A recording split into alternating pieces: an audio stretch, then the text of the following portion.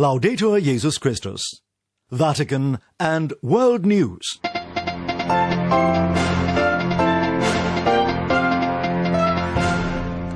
In the headlines this Tuesday, April 20th, the head of the Ukrainian Greek Catholic Church thanks Pope Francis for his appeal for peace in Ukraine. The international charity Aid to the Church in Need warns of severe threats to religious freedom worldwide. And the Vatican hosts a webinar on biodiversity inspired by Pope Francis' encyclical Laudato Si on a care for our common home. In the Vatican, I'm Francesca Merlo. Major Archbishop Sviatoslav Shevchuk, the head of the Ukrainian Greek Catholic Church, has thanked Pope Francis for his appeal for peace in Ukraine.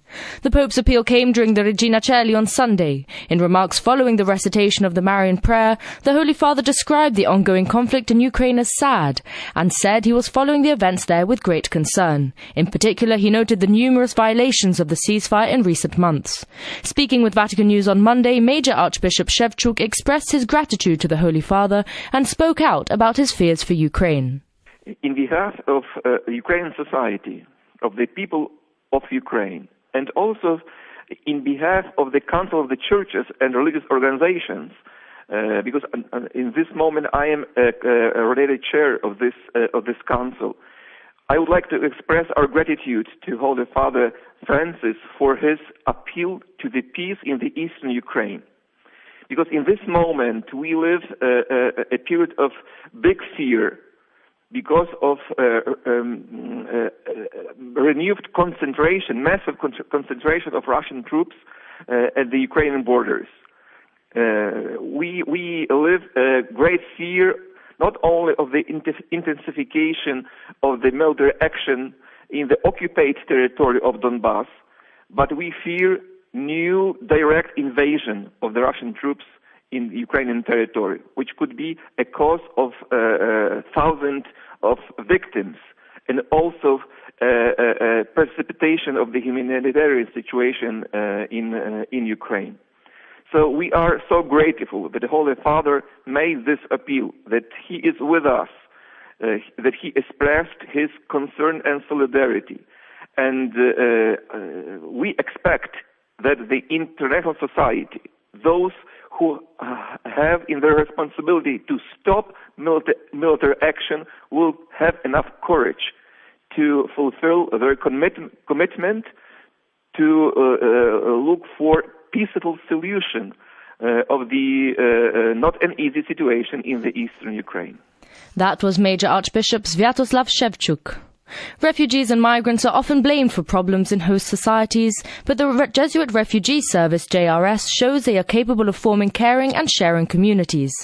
Filipino Cardinal Luis Antonio Tagle, the prefect of the Congregation for the Evangelization of Peoples, made the comment during a virtual event that the Centro Astalli, the Italian branch of JRS, organized on Tuesday to present its annual report. Robin Gomes reports.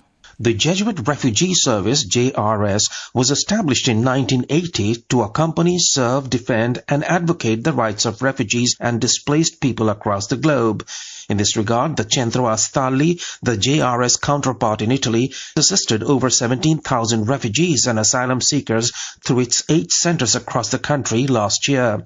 The report, which provides figures for 2020, the 40th year of JRS, outlined the main difficulties refugees and asylum seekers encounter in the hope of protection, acceptance and integration in the host country.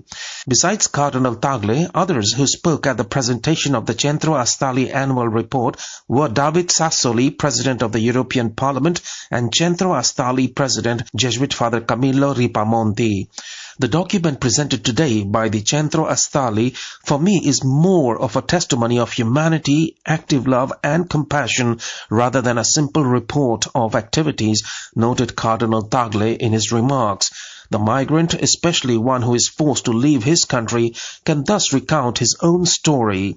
We could almost hear the cries of families separating while fleeing the dangers, and we could even experience their fears of crossing seas and lands to an unknown future, said the Cardinal, who is also president of Caritas Internationalis.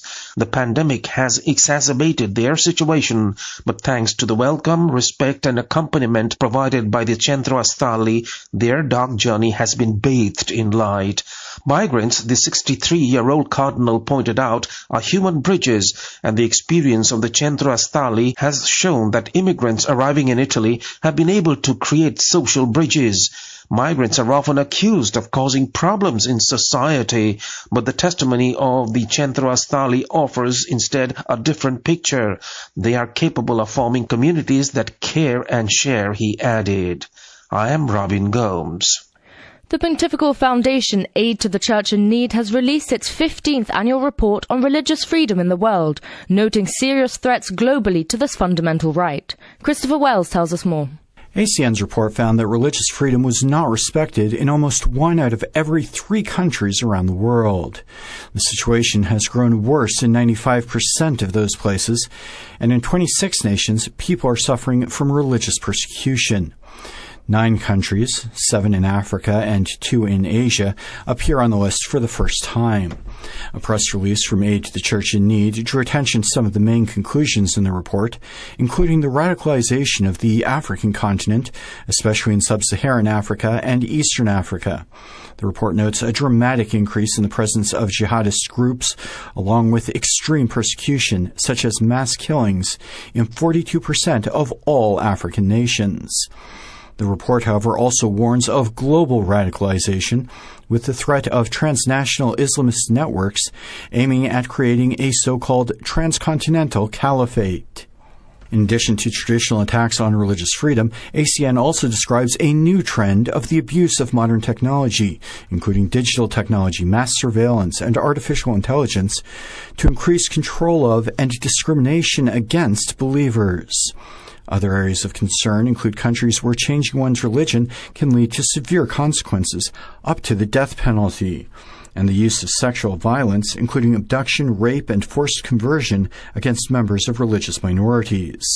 The report also denounces a rise in Western nations of what Pope Francis has called polite persecution, which describes how new cultural norms and values come into profound conflict with the individual's rights to freedom of conscience.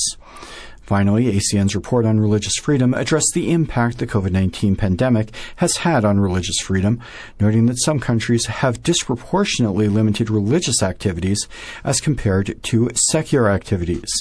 In some countries, the report states, humanitarian aid has been withheld from religious minorities. In other places, the pandemic has been used as a pretext to stigmatize certain religious groups for allegedly spreading or causing the pandemic. I'm Christopher Wells. In world news, Israel has unveiled a new climate law in an attempt to tackle the climate crisis and global warming. Nathan Morley reports. This part of the world has long been identified as a hot spot for future temperature changes due to its arid environmental conditions. Whilst projected rates of warming during the winter months are low, the region is expected to experience extreme temperature increases during the summer.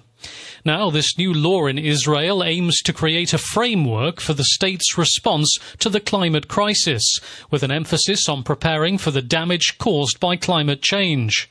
The new bill specifies that Israel will reduce climate warming greenhouse gases by at least 27% by 2030 and by at least 85% by 2050, as compared with 2015 levels. The law is also designed to promote the sustainable development of society and the environment, including natural resources, ecosystems, and biodiversity. It's also aiming to reduce and prevent greenhouse gas emissions by promoting the use of renewable energies. There are measures for energy efficiency, electrifying transportation, clean recycling of waste, and the reduction of emissions in buildings and infrastructure. The law also includes setting national goals for monitoring and reporting to Parliament on the implementation of the law, which will come into effect after the approval of Parliament. The bill, in its current form, authorises the Environment Minister to bring national emissions reduction plans to the government once every 5 years, that include targets to be reached by all relevant ministries, ministerial work plans and costings. It also empowers the Minister to pass regulations to ensure that the plans can be implemented and gives him or her the right to examine and provide recommendations on the implications for emissions of all government programmes in energy as well as transportation, waste and construction. For Vatican Radio, this is Nathan Morley reporting. The First World Day for Grandparents and the Elderly will be celebrated on Sunday, the 25th of July. The theme chosen by Pope Francis for this inaugural commemoration is I Am With You Always. It expresses the closeness of the Lord and the Church to every older person, especially in these challenging times of the COVID-19 pandemic. The theme is also a promise of closeness and hope that young and old can mutually share. Not only are grandchildren and youths invited to be present in the lives of older people, but older people and grandparents also have a mission of evangelization, proclamation and prayer, and of encouraging young people in their faith. And finally, on Tuesday, the prefect of the Dicastery for Promoting Integral Human Development, Cardinal Peter Turkson, spoke at a webinar on biodiversity inspired by Pope Francis's encyclical Laudato Si. He highlighted the biblical foundations of biodiversity and called on everyone to work towards sustainable interaction with our common home. The Judeo-Christian tradition draws on the wisdom of sacred scripture to recognize the diversity of living beings and the gift of all flesh and matter in creation. Indeed, the creation accounts in the first chapters of Genesis make it clear that at creation, life was diverse. Biodiversity took its form right from the beginning of creation. It wasn't only Adam, the human species that God created, but it created the animals, the birds, the insects, and everything that existed. In the social teachings subsequently of the Church, biodiversity is recognized as the ongoing work of God's creation, a sacred gift from God. And each creature has an intrinsic value and worth on that account, and a purpose known to God. Every creature reveals God to us and is a manifestation of God's own glory. Today, there is a devastating deconstruction of God's gift of creation. The biodiversity on Earth's genetic species and ecosystems are crying out to us for help. In Laudato Si of Pope Francis, two things are crying out to us for help: the poor and creation itself. Each year sees the disappearance of thousands of plants and animal species. The cost of the damage caused by human exploitation of nature is much greater than the economic benefits that are obtained. For ethical, moral, and theological reasons, it is incumbent upon us to safeguard the biodiversity on Earth. Four goals then are the focus. The first being, increase the area protected so that biodiversity can be assured in its interconnectivity and its integrity. Second goal, value nature's contribution to people, to maintain and enhance it through conservation and sustainable use, supporting global development agenda for the benefit of all people. Third goal, share fairly and equitably the benefits from the utilization of genetic resources. And fourthly, to check the means of implementation to achieve all of these goals and the targets related to them.